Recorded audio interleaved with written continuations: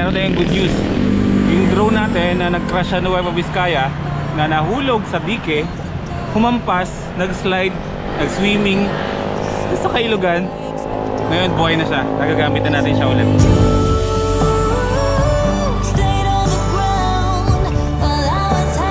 Mag-vlog pa rin naman ako, pero hindi ko muna maipupush mga first timers yung mahabang biyahe kasi nag-undergo ako ng medication.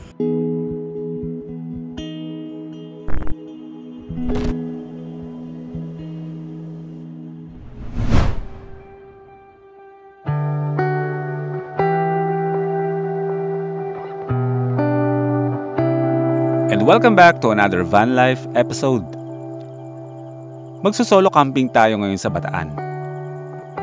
Pero bago yon, bisitahin muna natin ang ating mga kaibigan dito sa Valenzuela. Hello. Anong orderin mo to? So sa sobrang dami ng pagpipili, nalilito ko kayo. Ano ba ang pinakamasarap mo pwede ibigay sa akin? Ang pinakamasarap na pwede ibigay sa ito ay tunay na pagkakaibigan. What a journey it has been. Siomai, tol! Siomai! Para sa akin, steamed siomai or fried siomai, yan ang bestseller dito. Dinarayo yan ng mga kababayan natin. Oh, dito tayo magkakasubukan. Oh. Kung gaano kalalim ang ating pagkakaibigan. Sa lahat ng sinabi mo, ano ang pinakapaborito kong luto doon? Ano daw? Ako nasagot. Hindi, baka alam mo. Ako alam ko. Ano yung sa lahat na sinabi mo? Fried siomai. Fried siomai? Fried siomai. Fried siomai, tol. Tama. Alam mo, ba't ko alam? Oh. Tagal na natin magkaibigan, di ba? Oo. Sinabi mo kanina yun nung nandun tayo sa labas. What a journey it has been. So nagsimula ang totoong pagkakaibigan natin. Lubusan kita nakilala, bro. Lalim na ng pagkakaibigan nyo. Ngayon ko siya yung talagang lubos na nakilala. What a journey it has been. Oh, gusto ko na ng ano. Fried siomai. Oh. Fried siomai. Sige. Dalawang order ng fried siomai. Oo. Coming up. Ma-pride ka pala?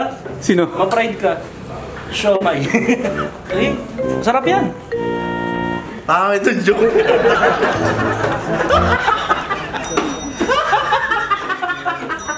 Hindi sinuporta. Nakita yun ng pagkakataon mo. Java rice. Tapos ito, garlic. Oh, bilang patunay na kung Magkaibigan tayo. kaibigan tayo. Oh.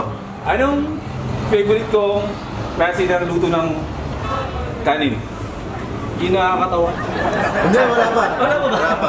Ang paboritong luto ng kanin ni Boy P, yung Campers rice. Yung may hilaw, may malata, tsaka may sakto, tapos may sunog sa ilalim. Yun ang paborito niya. Ito sa vlog ko yun ah. Kasi nung nanonood ako sa mga vlog nyo. Adobo rice. Wala namang adobo rice din eh. Garlic. Mali. Java. Mali ka eh. Nagsisisiyan. Uy, ano parang taho ah. Sukat yan.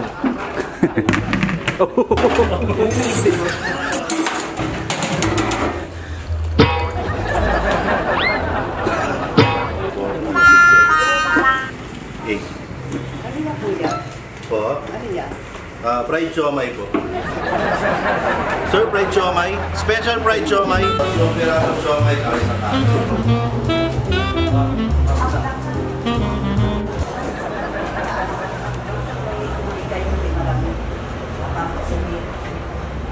Baby!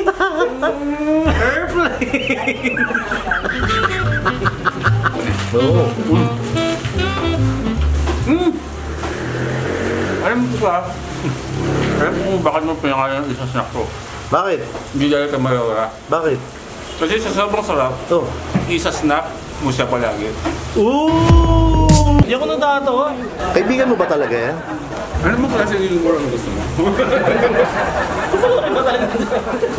Kita nyo naman kung paano ko pinrepair yan. Isang dakot, Oh. ang daming galaw. Daming galaw.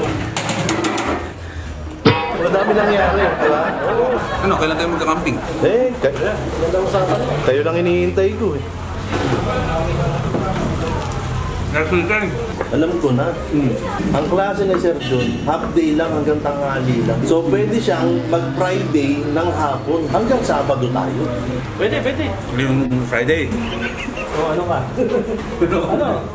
Hindi ako naman yun. Or titingin-tingin nyo. Ako na naman may kasalanan. Ano ka ngayon? Mabait ka, wala kang bigote. Ay, oo. Nakalimutan mo. Oo, ano tingin-tingin nyo? Ako na may kasalanan. Yeah. Kasi dapat, naka-boss ko sila nanonood. Oh, Dapat kalmado ka kagad. kalmado. Paano mo yung kalmadong galit? Tumingin kita. Ano yun, challenge sa akin. Oh, Kasi pag Boy P, alam ng mga viewers ni Boy First Time yan. yeah. May mga kalmadong voice over. Uy, oo. So kaya mo bang gawin, Mayor TV? Si-challenge lang kita, ha? Teka lang. Ha? Bakit ako? Ikaw may hawak ng camera eh. Yun na nga ako nakamihak ng camera ko pa magja-challenge. Malapit ka sa audio. So ang gagawin lang, Oh. habang kumakain si Boy P, inanarrate mo. Inana rin. Ng Boy P style. Iyon, yung malumanay, kalmadong voice over. Nanonood ka ba? Nanonood ako. O, di dapat alam mo yan. Kaya, sige.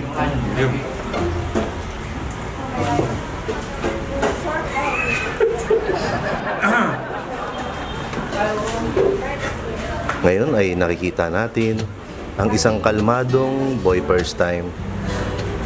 Nakangiti, masayang sumusubo ng Java Rice. Habang pinapanood siya ng kanyang kaibigan, eye-to-eye contact habang sumusubo ng Java Rice. Bakit? O paano mga tol? Oh. Weekend. Camping na. Tuloy na tayo. Camping. Excited na ako dyan. Makakapagsimula na ako mag-training. Yeah. Nagtitraining pa rin na kayo. Bakit? Ako, duda ako dahil pangatlo na natin to, bro. Oo. Mas makakatulog na ako ng maayos. Ayan. Tsaka maganda yung tutuloy natin. Marirelax naman kayo. Camping site kasi talaga. Camping site yun. So malaki ang chance na lahat tayo makakatulog tayo ng maayos. Excited ako dyan, tol. Pero excited din ako na makita kung saan ka pupunta ngayon. Ayun ang dapat nilang abangan. Oo. Kasi kahit ako hindi ko alam kung saan ako pupunta ngayon. Maganda. Grabe talaga, Boy First Time na Boy First Time, bro. At paano natin sisimulan yan? Oh, Siyempre drone shot. talaga? So, paano build up dun?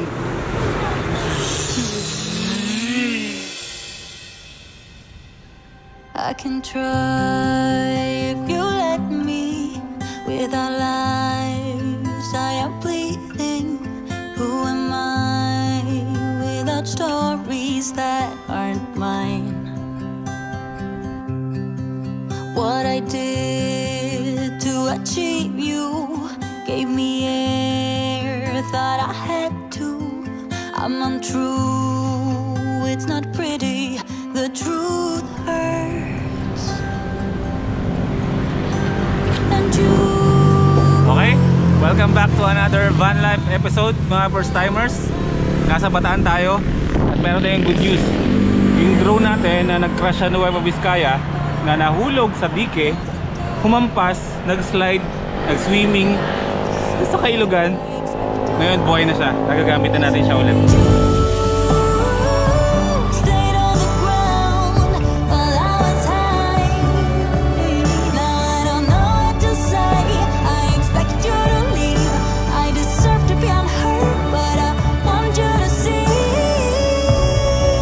that you are the reason why I try. Parang teleportation lang yung nangyayari sa atin, no? Kanina sa first part nung vlog natin, tayo ay nasa Valenzuela, kasama natin sila Mayor TV tsaka si John Engero. Mamaya-maya nasa Bataan na tayo. Mag-explore tayo ulit. Uy, wag kang ganyan. Nakakasama natin yung mga kaibigan natin na nitong mga huli ay hindi na natin sila nakakasama dahil nga nag-focus tayo sa mundo natin sa pagka-camping. Masarap mag-camping eh. Pero ayoko rin sanayin yung sarili ko kasi baka tumawid sa inyo yung pagiging introvert ko. At hindi masaya maging introvert, guys. So ilalabas ko kayo sa hawla natin. Kahit ako, ilalabas ko yung sarili ko doon. Magka-camping pa rin tayo, pero syempre bago mag-camping ay isasama ko na yung mga kaganapan natin.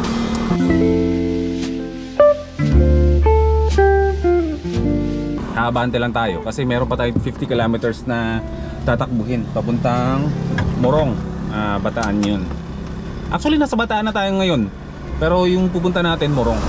Mag-aalas 5 na ng hapon, 4:42 PM. At sigurado naman tayo na gagabihin na naman tayo. Kaya sabihin natin malapit na yon. Pero kasi ito kasing biyahe natin na to ay sobrang random lang talaga nito. Kasi babalikan ko lang yung isang campsite na pinuntahan natin dati para doon magpahinga. Pero ako, kanina pa, actually ngayon lang ako nagsimula mag-vlog. Pero kanina pa ako umaandar-andar dito at kung saan ako naghihinto. Burger King. Mukhang gagabihin na naman tayo. Bago pa man ako makaramdam ng gutom, o-order na ako ng kakainin ko muna. Hello po, pa-order po ng... Kailangan kong kumain talaga bago ako makaramdam ng gutom o yung medyo kumakalam na yung sikmura ko.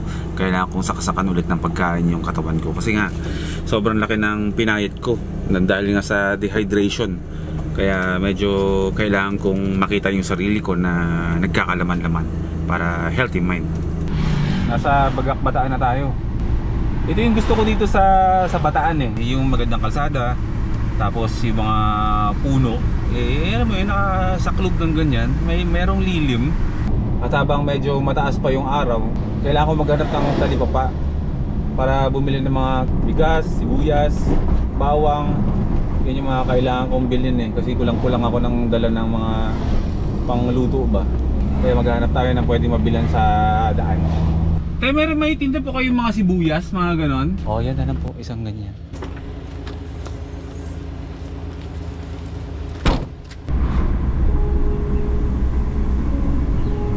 Alam niyo mga first timers, kahit na gabihin tayo makarating doon sa campsite, okay lang. Nag-enjoy ako sa biyahe ko ngayon. Parang ang gaan-gaan ng pakiramdam ko ngayon. Kinikilabutan ako sa sobrang na hindi ko alam kung anong feeling ng ganito. Yung kino-comfort ka ng nakikita mo. Kanina na unan ko ng ng cellphone yung sunset na kulay orange talaga. Hindi lang ako makahinto kasi nga sigsag to walang space para tumabi at delikado. Pero nakunan ko at nakita ko yung sunset dito sa Bataan. Ibang klase, sobrang nakaka-relax. Naging emotional ako nung nakita ko yung sunset. Ang laki na nagagawa ng nature talaga sa akin at pagbabiyahe. Para ko siyang gamot na alam mo yun na sobrang effective niya pag kailangan ko siya. Kahit gaano pa yung nararamdaman ko, kahit anong klaseng mood ko, o sabihin natin, ipagpalagay natin na kunwari hindi maganda yung mood ko o hindi maganda yung nararamdaman ko, once na nilagay mo ako sa nature, iba, parang sobrang yung halaga nung nature, kung isa siyang gamot, yung sobrang premium ng gamot na kapag ininom mo alam mo na tatalab sa'yo, tapos alam mong gagaling ka. Ganyan yung dating sa akin ng kalikasan. Grabe talaga. Makikita ko na yung karagatan dito sa kaliwa ko. Meron pa tayong 33 minutes na na i-drive. Tapos mararating na natin yung campsite. Pero enjoying ko tong lugar na to habang dumadaan ako dito. Hahayaan kong ihele ako ng ganda ng mga kapunuan dito at mga hahayaan ko na ihele ako ng kalikasan at pakalmayan ako ng aking mga nakikita dito. Bearing, sunrise nandun, meron pa. Hindi pa lumulubog yung araw. Kailangan ko ng space para magpalipad ng drone. Wait. Although you're earthbound,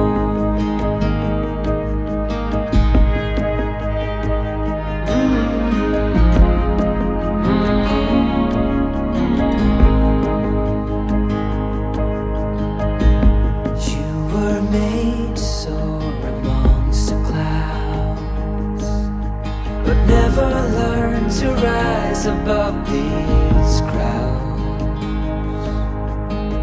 Stuck in the dust of the life that you found, with nowhere to go, no higher ground.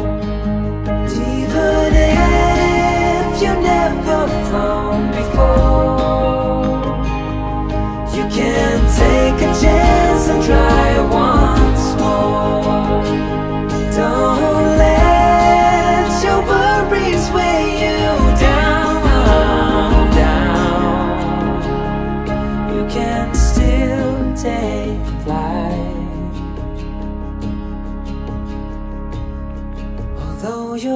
is found.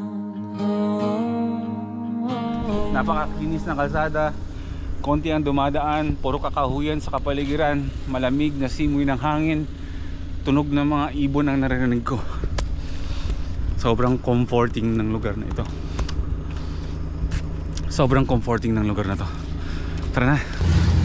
At ayan na nga, ginamit na naman tayo. Palagi na lang, palagi na lang. Ayun sa mga nagsasabi pala na madilim yung ilaw ni Watod. Hindi yan madilim. Sobrang liwanag ng ilaw ni Watod. Kulay puti lang. Wait lang ha. Oo. Kaya naka-zoom yan. Tignan mo kung gaano kaliwanag yan. Sa GoPro lang kasi sobrang hindi siya ganun kaliwanag makita eh. Pero sa totoong buhay, maliwanag talaga yung ilaw ni Watod, yung headlights niya. Nakakasilaw yun eh. Naka-low pa lang yan ha. Ito yung high oh. Ayan o, lapit ko ha. Ito yung low, ito yung high. Isipin yung gaano kalakas yan. Yabangin nung gaano kalakas. Tayo lang dumadaan ha. Solong-solo natin ha. Ayun, nakasalubong.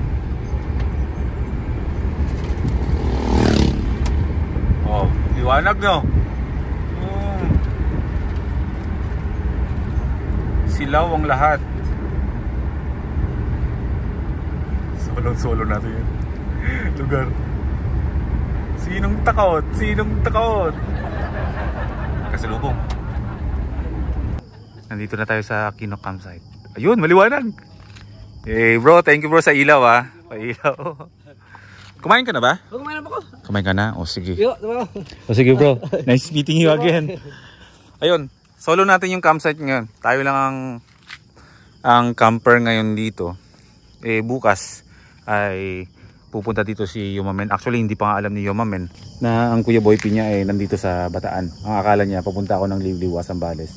Kasi bago-bago kasi isip ko eh. Kaya ganoon eh. So, ayun, welcome back dito sa Aquino campsite. Dito yan sa Morong, Bataan. The last time na pumunta tayo dito, kasama natin si General, si Yomamen, si Pobreng Manlalakbay. 4 kami nun. At kanina, papunta dito, in-expect ko ng baka ako. Marami pa rin mga campers kasi Sunday ngayon. At yung mga ibang campers kasi dumadating talaga ng Sunday na. Yung mga ibang campers kasi pumupunta ng mga campsites ng weekends. So yung iba naman, patapos yung weekends, papuntang weekdays, doon naman sila nagsisipunta. Kaya ngayon, swerte tayo na solong-solo natin yung Aquino campsite. Kaya makakapagpahinga tayo na maayos. Tsaka nagbago na rin yung isip ko kanina. Sabi ko magluluto ako, pero pasisimplahin ko na lang ulit yung aking hapunan. Siyempre, first priority natin ay ang makapagpahinga talaga. So bukas na yun.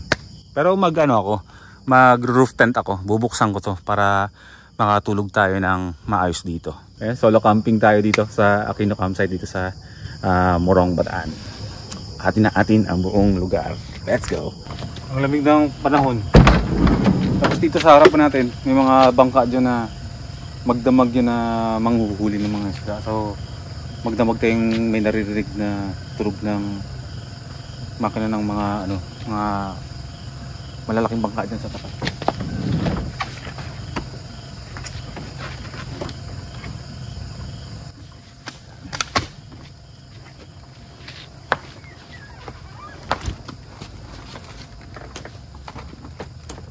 Sakto. Alright. Okay. Magdi-dinner na ako. Wala mo nang luto-luto ngayong gabi. Sarap tignan mo nasa likuran ko. Actually nare-relax ako ngayon sa mga oras na to. At nakakatuwa na nasolo natin yung campsite ngayon dito. Tahimik, malamig na ngayon. Kaya ito na yung time para makapagpahinga ako ng ayos, makapag-relax. Yung tunog ng kalikasan na gusto kong marinig na ay eto na. Ina-enjoy ko na. At teka lang, shoutout pala muna sa nanay ko kasi binaunan niya ako ng dinner. Sa mga hindi pa nga pala nakakalam, ang aking favorite na pagkain o ulam is yung tinatawag na longganisa, yung Chinese longganisa. Favorite ko yun. Kaya yun lagi ang first na iniisip ng nanay ko na ibaon sa akin. At di ba dati hindi ako nagbabaon? Ngayon nagbabaon na ako ng pagkain hanggat maaari. Kasi meron akong aminin sa inyo.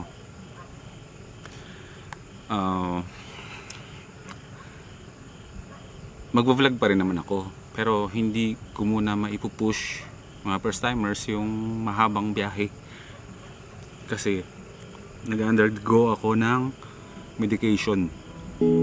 Kasi meron akong chronic disease sa sikmura na nakuha ko sa kakakain ko sa labas. Kaya ayun, sa ngayon natatakot akong bumiyahe ng malayo kasi wala akong ibang option kundi ang kumain sa labas, sa karinderya, kung saan saan man. Ito yung tinatawag na traveler's disease. Tinamaan tayo. Lahat ng mga biyahero nararanasan yung ganito, pero hindi pala siya biro. Magdadalawang linggo na akong ganito na suportado ng electrolytes yung katawan ko. More on Pocari Sweat ako. Nilalagyan din niya ng Pro IG, yung powder, para lumakas yung aking resistensya, mapalitan yung fluid na lumalabas sa akin. Ayun, mahirap para sa inyong boy first time na tamaan tayo ng ganitong klaseng sakit na wala naman akong hangad kundi ang mag-vlog, magtrabaho ng maayos, tapos